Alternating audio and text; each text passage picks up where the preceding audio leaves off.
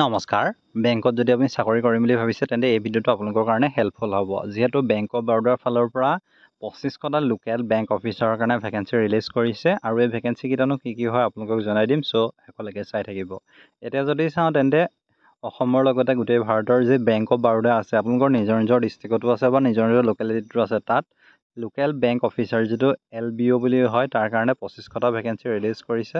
ইয়াত আপোনালোকে চাব পাৰে সকলোৰে কাৰণে আছে আৰু ইয়াত বয়সৰ সীমা যদি চাই তেন্তে আপুনি 21 বছৰৰ পৰা 30 বছৰলৈকে আবেদন কৰিব পাৰিব।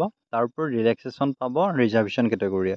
যদি আপুনি SC ST হয় তেন্তে আপুনি 5 বছৰ পাব আৰু যদি PWD হয় তেন্তে আপুনি 15 বছৰলৈকে পাব। এতিয়া ইয়াত কোৱালিফিকেশ্যন কি লাগিব সেইটো যদি চাওঁ তেন্তে আপুনি গ্ৰেজুৱেশ্যন কৰিলে ইয়াৰ কাৰণে আবেদন কৰিব পাৰিব। এনে গ্ৰেজুৱেশ্যন কৰিলে আপোনালোকে আবেদন কৰিব পাৰিব আৰু post qualifying experience minimum 1 year post qualifying experience হ'ব লাগিব।